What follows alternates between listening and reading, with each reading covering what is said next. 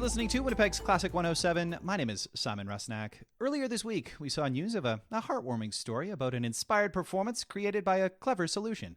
A Zoom concert and play-along for a resident at Misericordia Place, organized by Winnipeg Symphony Orchestra acting principal violist Elise Lavallee. To hear more, Elise and Misericordia recreational therapist Brianna Boyce have joined me. Hello to you both. Hello. Well, Brianna, let me start off by asking you to tell us a little bit more about Leonard. Yeah, absolutely. So as you mentioned, Leonard is one of our residents at Misericordia Place. And he is really seen as the resident musician on the floor that he currently lives on. He brightens up spaces by bringing out his viola regularly and playing for his fellow residents. I have many heartwarming memories of him bringing out his viola for others' birthday parties to play them happy birthday. And, earlier in his life, the viola has been very important to him. He started playing violin when he was 6 years old and transitioned shortly after. He says around when he was 20 years old to the viola. And he spent his adult years playing in community orchestras and just sharing his passion of music. And he has not let that go. It certainly sounds like he's still playing and serenading those with his instrument.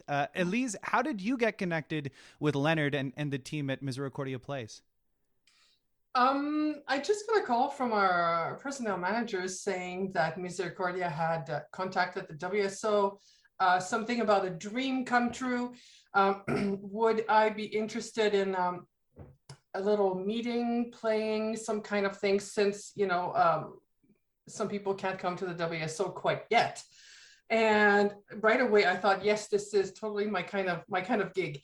And then I thought, I also have this class happening in like 4 days where it's on Zoom and a bunch of musicians are playing, not musicians, my students, and I play as well. So I just put it to them and I said, this is the kind of thing that he would like to join us for. And it was just very natural and just happened like that.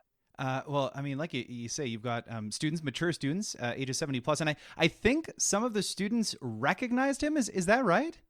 Absolutely. So I didn't know anything. That they told me his name was Len, and we started, and I see some students smirking.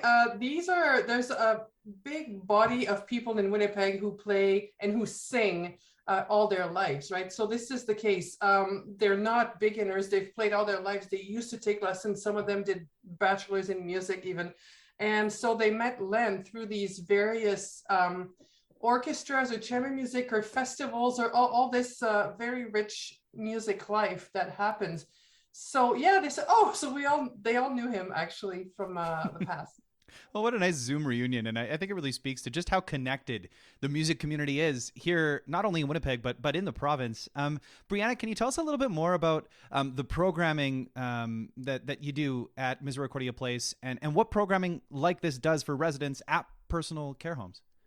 Absolutely. And yeah, just speaking to what Elise is saying is that, that opportunity gave someone staying in a long-term care home, which oftentimes there is that perception that you are, sometimes not able to be a part of the community as much. It gave him an opportunity to socialize with peers, with other people who share the same passion as him. And that's kind of what our department at least is all about, is nurturing people's passions and showing that with modifications, regardless of your age or conditions, you can still maintain your skills and passions. And he was so grateful to be a part of that opportunity. So on a day-to-day basis, that's kind of our gig, as we try to find ways to keep people involved in their leisure and find meaningful ways for them to spend their time. And yeah, so for Leonard, having that opportunity to see people like him and see peers who share his love of music is very, very meaningful for him. And let me also take a moment just to thank you for what you do and all those who do what you do, because it is such important work. I mean, not only keeping residents safe and comfortable, but also, as you say, engaging them and keeping them stimulated and keeping them connected to the community. So I can only imagine the challenges of the past few years, especially. But let me take a moment to just thank you for doing what you do. Thank you so much. Elise, I guess the big question that is on my mind, and I'm sure many listeners too, what did you perform together with Leonard?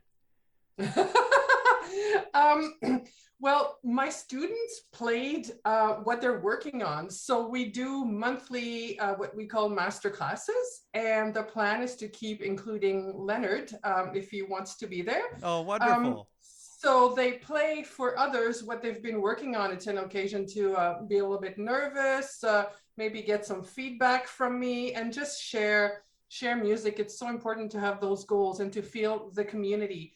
So we all performed our own things and Leonard played his as well. But I saw too, because his microphone was off when we were playing. So I think he was accompanying us, but I couldn't hear. He was playing at the same time or the same thing. So it was really fun actually to watch him all excited and play with us.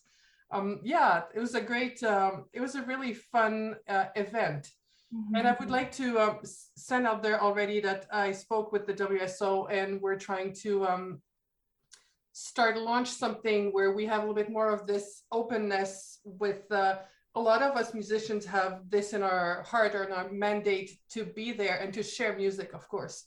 And we have an outreach program. So we're thinking, how could we put in place? So if we have ideas, so if you have a request, I'm going to say, go ahead and put it out right now to the WSO. A special instrument or somebody or a performance you would like, again, on Zoom for now, but something like that. I think it's at the core of our mandate as well at the WSO. Yeah, I'm sure that it is. And I mean, I'm sure there are also listeners who are, going to take you up on that offer. So get ready for the phone to ring. I know that as a musician, there are many special moments, and whether that's on the Centennial Concert Hall stage or in these smaller, more intimate moments working one-on-one or over Zoom, so much of this just comes down to connection, right? That connection through music. Yes, actually, at the beginning of COVID, I heard a friend of mine, musician, on the radio, and he said, we need to come out of our big marble temples. And actually the concert hall is not made of marble, but you know what I mean? And come out to the street to share in a meaningful way, really what we do. Not just, we play pop music, but not just that.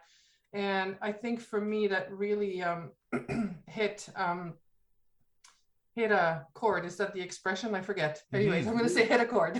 And something that I've been trying to do, and the results are really amazing.